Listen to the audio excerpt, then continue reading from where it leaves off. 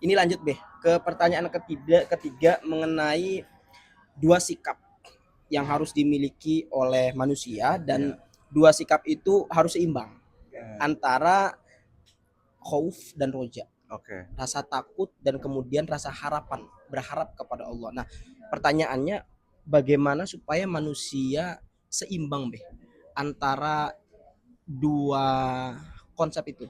Mm-mm. Dia takut sama Allah dan kemudian dia juga tidak hilang rasa harapannya kepada Allah. Iya, eh, rasa takut kepada Allah itu baik, sehingga nggak membuat kita sombong ya. Hmm. Setelah melakukan ketaatan, kepatuhan terhadap perintah Allah, meninggalkan larangannya, tetap rasa takut.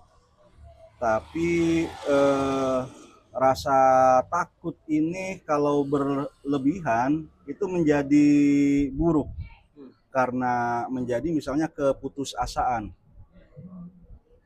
Misalnya pada saat seseorang merasa dirinya kotor dan takut kepada azab Allah, lantas dia sedemikian takut, maka dia akan putus asa terhadap adanya rahmat Allah. Itu jadi nggak baik juga.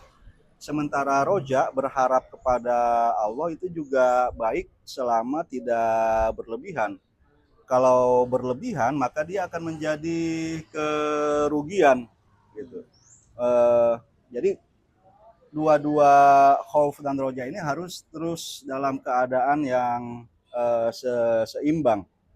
Di dalam ucapan sufi yang lain itu eh, mungkin nggak terlalu letterlock ya, maksiatun aurosat zullan wan kisaron afdolu min toatin aurosat kibron itu atau istikbaron, bahwa kemaksiatan yang sudah dilakukan yang menimbulkan rasa kehinaan dan ketundukan di hadapan Allah itu justru lebih baik daripada ketaatan yang dilakukan tapi melahirkan kesombongan.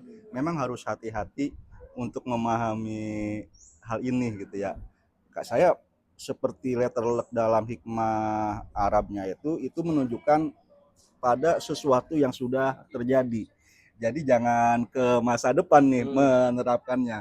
Oh udahlah, ke depannya nih sudah azan asar, saya tinggalkan aja sholat asar. Nanti kalau saya nggak sholat asar, saya merasa lebih tunduk, lebih hina, bukan seperti itu. Tapi yang sudah lewat, kita takut gitu kan terhadap dosa-dosa kita, itu lebih baik daripada misalnya saya sudah puasa Senin Kemis nih minggu ini, dengan melakukan itu gitu. Eh, Apa yang sudah kita lakukan melahirkan kesombongan di hadapan Allah. Jadi misalnya kalau aplikasi praktisnya itu juga membuat dalam dakwah gitu kita nggak terlalu menunjukkan eh, sisi ekstrim gitu ya, terlalu lunak nggak boleh, terlalu keras juga nggak boleh. Ada pelanggaran misalnya, ada peristiwa apa kemarin yang cukup viral tuh, peristiwa konser musik, siapa yang bisa menghafal Al-Quran, Al-Quran beda di takbir gitu ya. iya, kita menyikapinya seperti apa? Terlalu lunak yang nggak boleh gitu kan, karena itu berarti kita bisa jadi terlalu rojak gitu kan.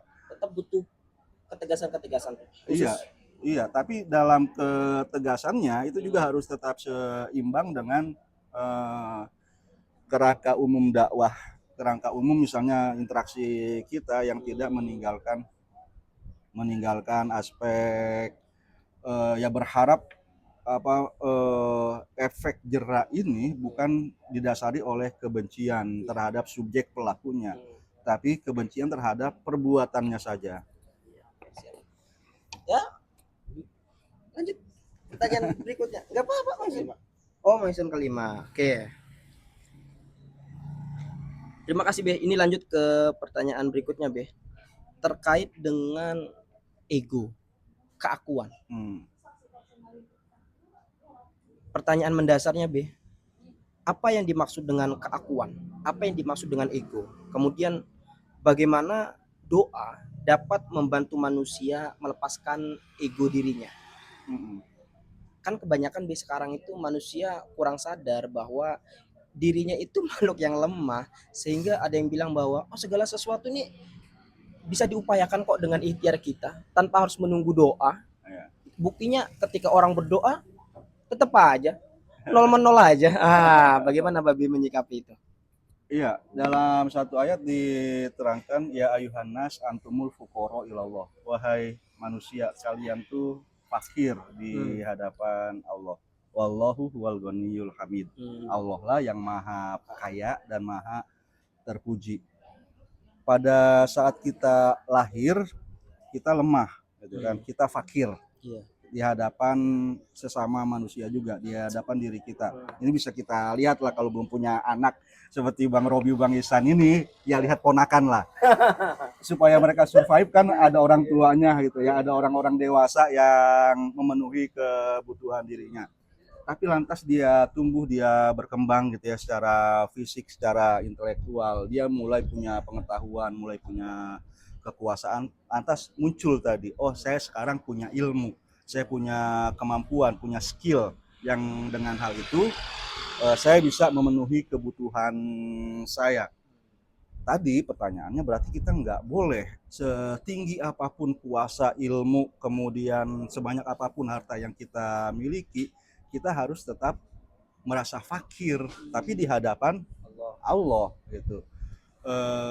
Karena itu dalam doa ungkapan Allahumma inni as'aluka yang terkait dengan keegoan, keakuan tadi, kata saya memohon itu hanya boleh kita sandingkan kepada Allah. Allahumma inni as'aluka. Ya Allah, saya benar-benar memohon kepadamu. Artinya ya kita nggak bisa mengharapkan kepada selain Allah, kepada sesama manusia memohon bantuannya. Kemudian yang kedua juga kita tidak boleh menegaskan kemampuan diri kita bahwa kita goni, bahwa kita hamid. Itu adalah sifat Allah, bahwa saya bisa memenuhi diri kita. Dalam Al-Hikamnya Ibnu Athaillah, Bang Robi itu disebutkan bahwa kadang-kadang orang berdoa itu sebenarnya keakuannya nggak lepas. Iya. Jadi saat dia mengatakan hasbi Allah wa ni'mal wakil gitu kan. Cukuplah Allah dan Allah lah sebaik-baik penolongku. Tapi misalnya itu di lisannya, di hatinya masih hasbi nafsi. Cukuplah misalnya kemampuan diriku. Allahumma inni ala zikrika wa syukrika. Kita mohon supaya Allah itu menolong kita dalam memperbagus zikir, syukur dan ibadah kita. Tapi misalnya yang kita harapkan misalnya tadi, ya Allah kalau jabatan saya nih bertambah dari sekarang misalnya hanya dosen biasa, besok jadi dekan, selanjutnya jadi rektor, jadi menteri agama, kekuasaan saya lebih besar, maka saya akan lebih mampu mengadakan perubahan dalam hal misalnya ya pendidikan budaya literasi gitu kan. Padahal ngomongnya Allahumma ini gitu kan. La haula wala quwata illa billah. Keakuannya sebenarnya enggak runtuh. Jadi ya doa itu menurunkan atau menghilangkan keakuan, ya apa yang ada di dalam hati kita, bahwa kita berserah, berpasrah kepada Allah, bersandar mengandalkan Allah sepenuhnya daripada orang lain, daripada diri kita, itu harus benar-benar sama ada di dalam hati kita juga.